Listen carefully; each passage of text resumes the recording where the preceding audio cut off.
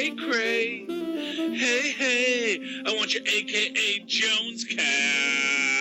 Hey, I want you to hear me now. Believe me later. Welcome to the AKA Jonescast. I'm your host, Charlie, the Professor Esser, and with me as always is my skinny rich friend. It's Mozz. Hey, Mozz, glad you're here. Welcome to Jessica Jones, Season 2, Episode 8, AKA Ain't We Got Fun? Well, Jessica debates her next move. Malcolm confronts Trish about her erratic behavior, and Jerry makes contact with a healer. Director was Zetna Fuentes. Of course, we get our based on characters by Brian Michael Bendis here. And then we have Melissa Rosenberg as our created by. Gabe Fonseca and Jack Henry both get written by credits this week. Okay, so this episode opens up after we left off in our flashback episode last week, with Jessica sort of, if I recall correctly, coming to. Right, she got tranked at the end of the last episode, right? Yeah, yes. Gotcha. So yeah, she comes to and she's tied down to the bed, meant to hold somebody much stronger than herself. Yes, that is the case. And we have sort of a bit of reconnection here between Jessica and her mother.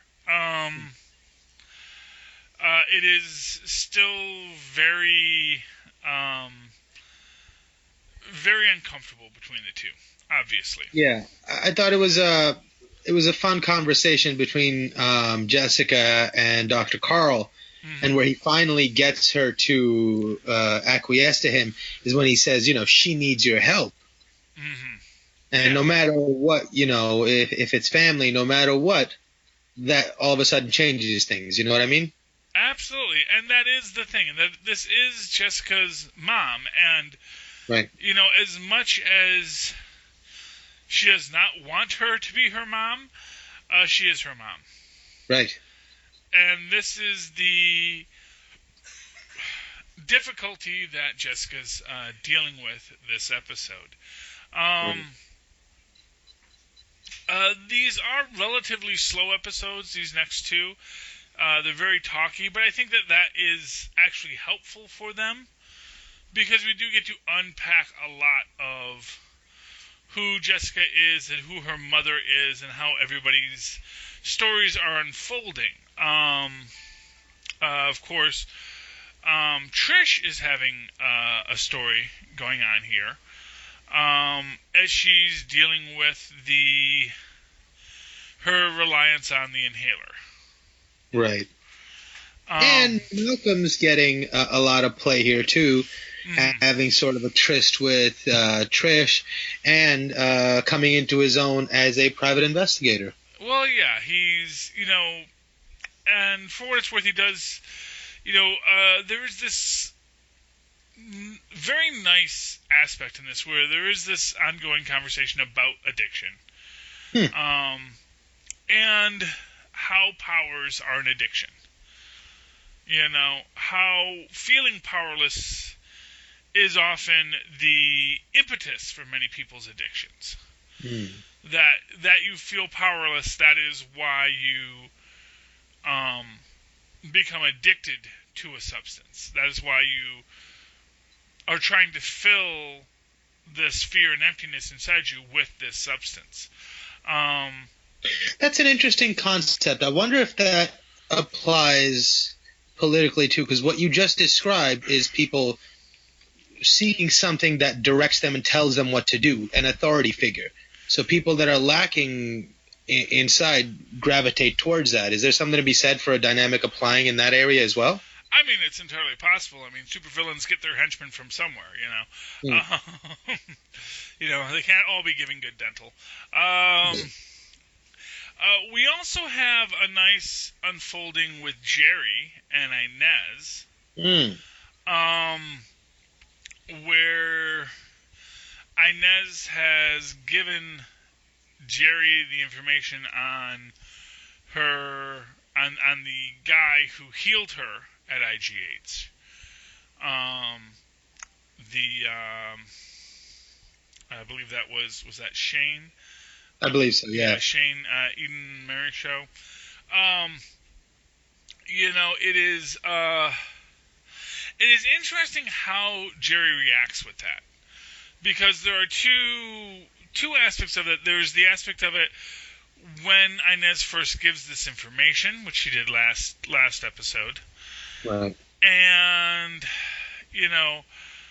how Jerry is dealing with it before she meets Shane, and how she deals with it after she meets Shane. Right.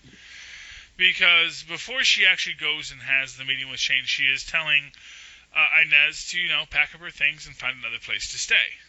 Right. After she meets Shane, she is much more open to all this.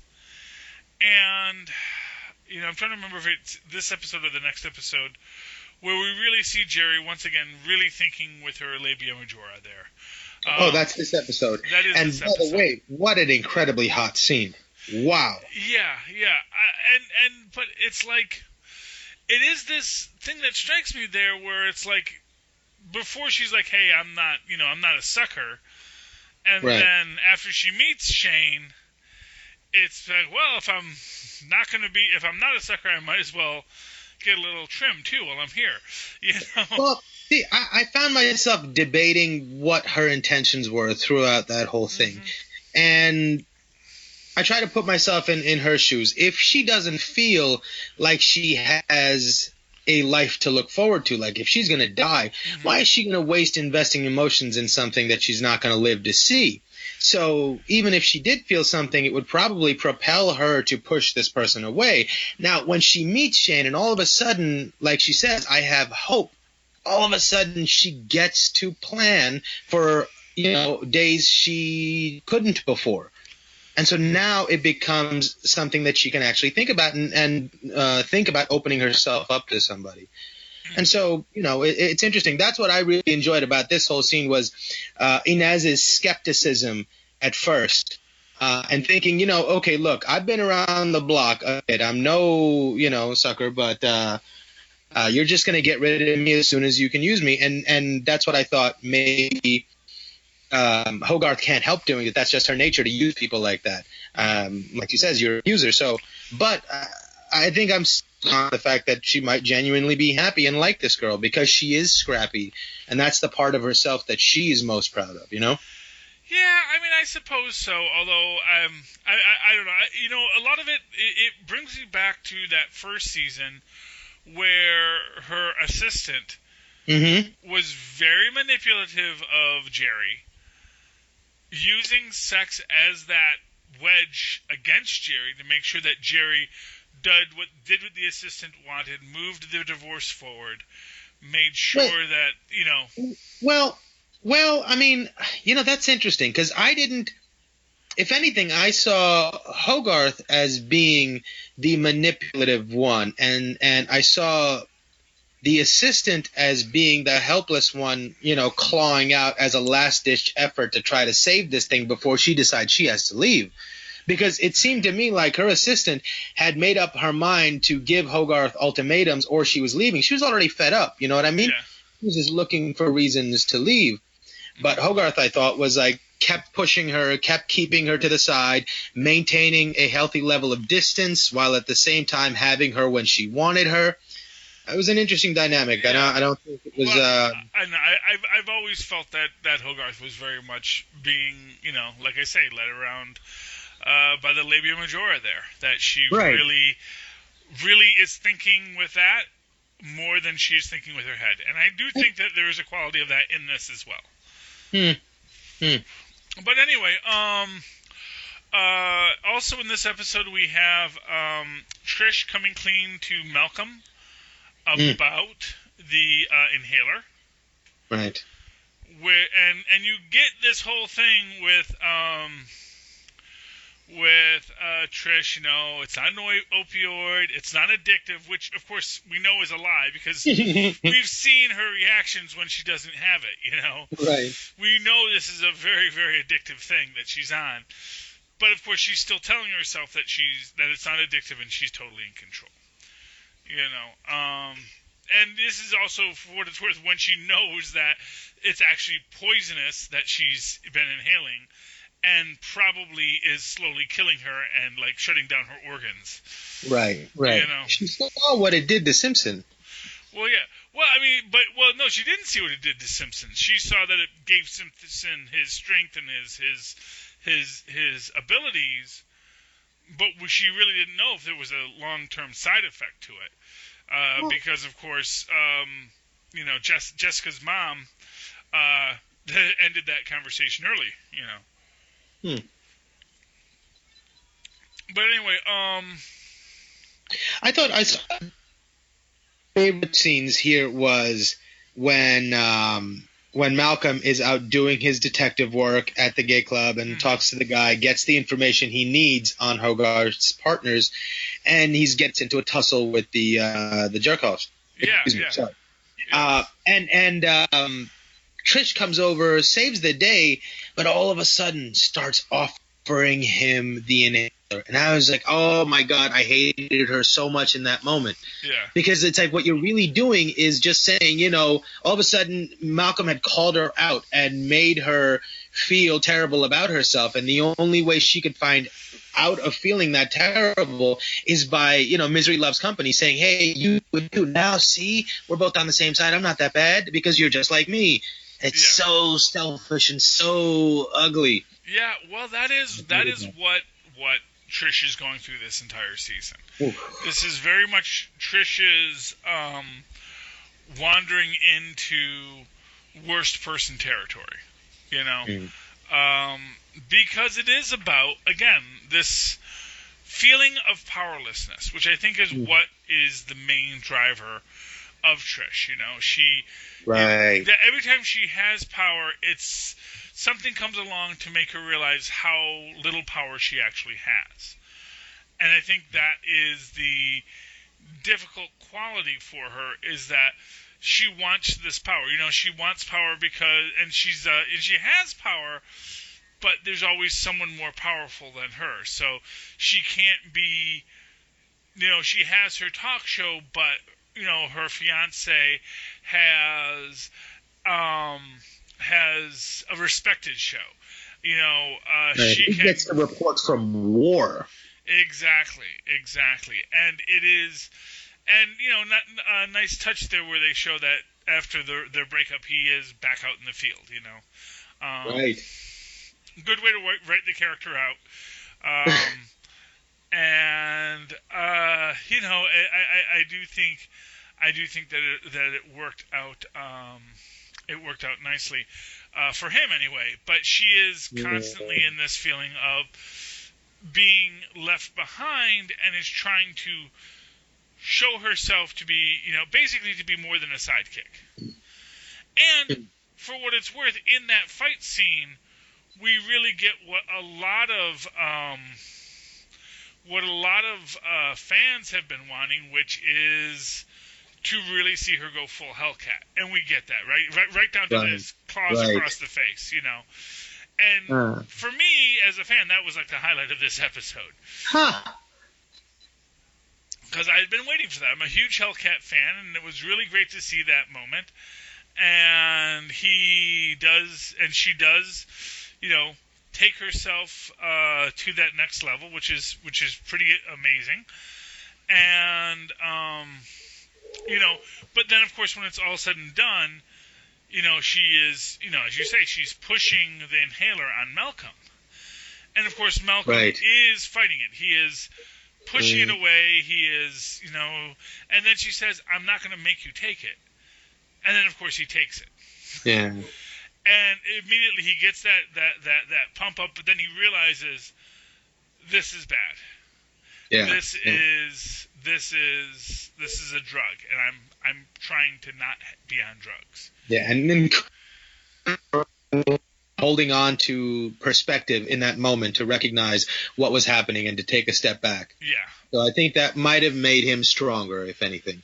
Well, yeah. In the end. Yeah, and it certainly did. And he walks away and leaving Trish there, in a very real way, kind of feeling, again, called out, you know? Yeah.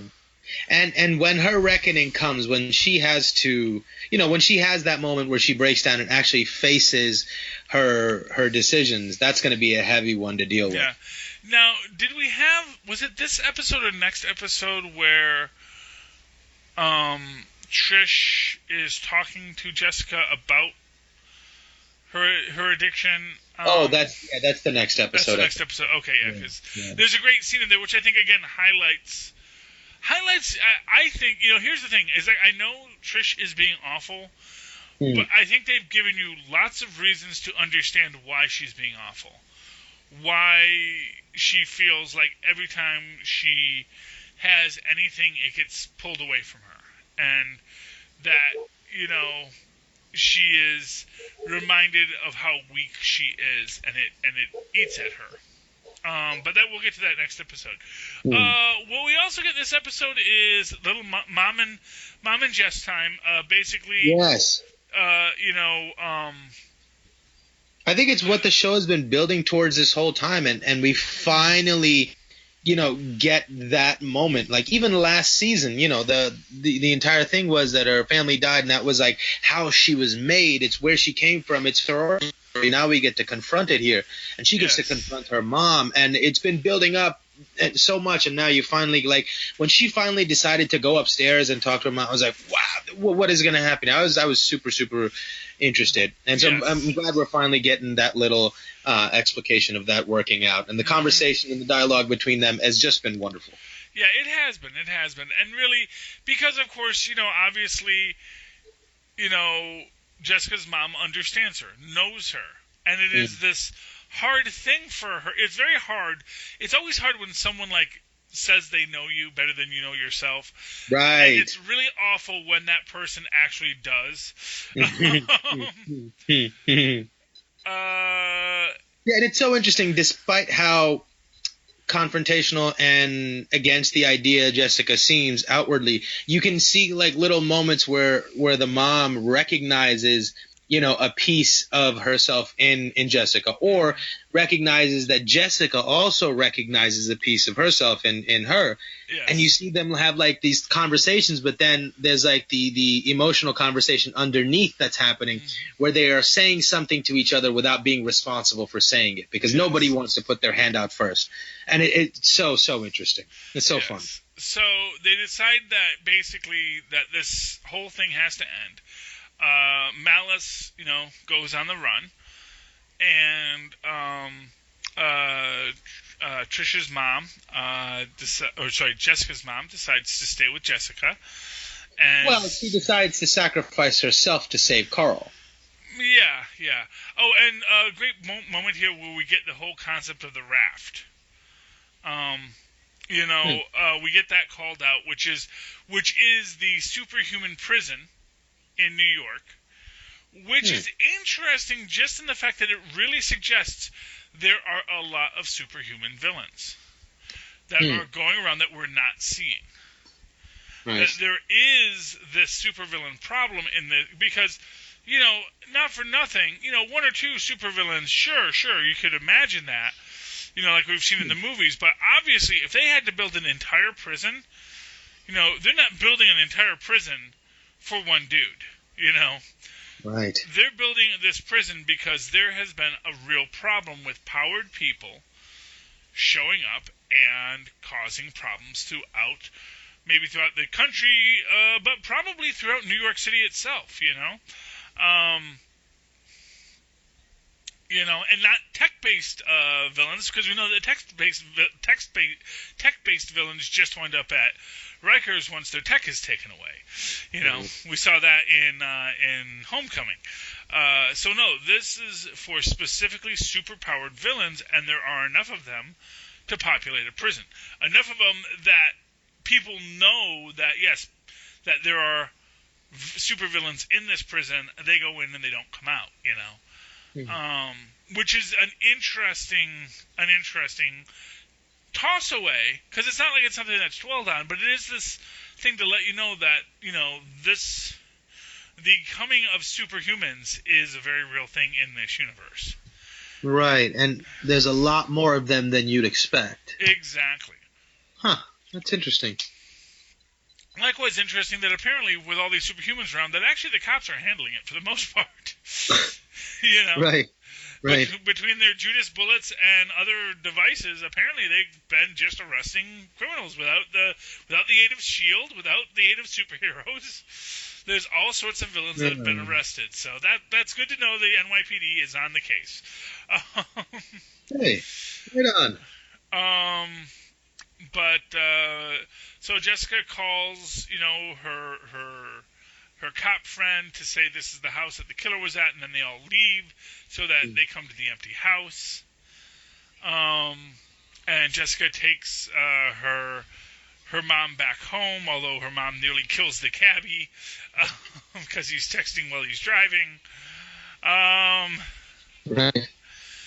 Yeah, it's a nice thing there, and then they get home, and then they have their heart-to-hearts, and those heart-to-hearts, they're very touching, and we have Oscar meets Jess's mom. I love that relationship too. Yeah, Well, yeah, and because he sees it as I should impress the mom. He has no idea, and she sees it as an opportunity to get to know a little bit more about her. Like, it's a fun little dynamic there. Exactly. So it's a nice way to introduce everyone and everything, and things are going on a pretty positive note until Mr. Price sets up a vantage point in the next building.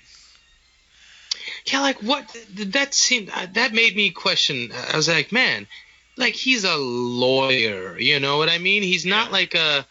What is he doing? Deciding to like take up arms to I that seemed really, really a little far fetched to me. But I guess he's crazy too. I mean, his good friend was savagely murdered, and the person he thinks did it got away, and he's honestly, one of the things I thought about this is that it reminded me so much of that scene with Billy Russo with the guy from the VA when the Punisher is in the sniper spot, And it just reminded me of, it's that scene again.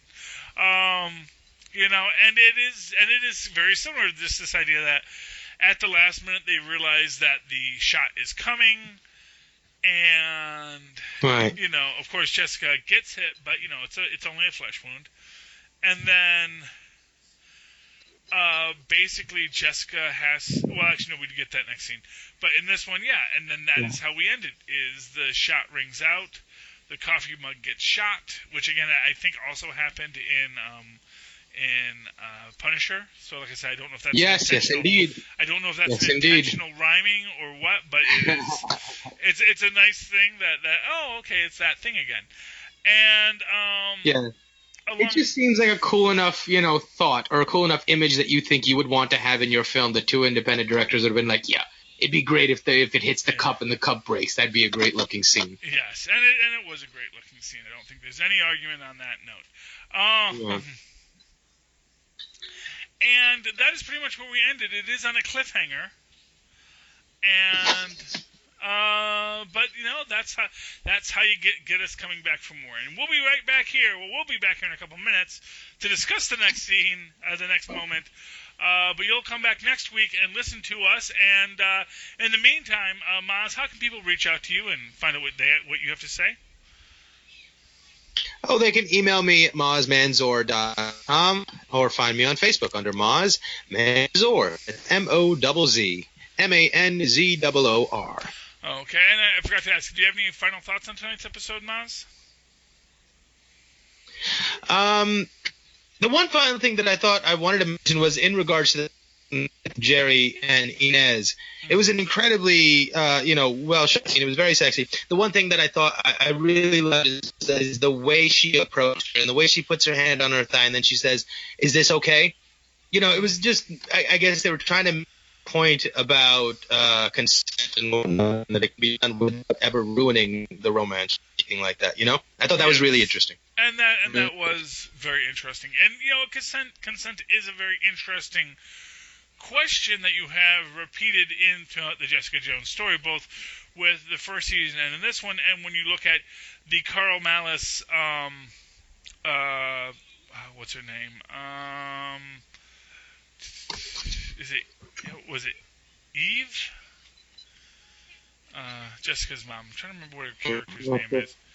Alyssa. Yeah, Alyssa's relationship, which is, opens up this entire question of consent, and that is he taking advantage of his position with her, and is she really in a position was she ever in a position to say no to him?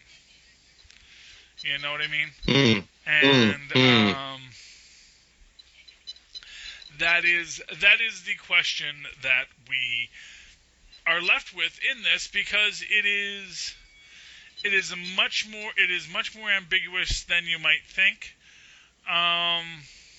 and that is the way most situations are, which is that it is always a little more ambiguous than you think. It's not. You don't always get that clear, it was a mind control moment. Sometimes it's just that subtle manipulation, and sometimes it's who's manipulating who. So that is great.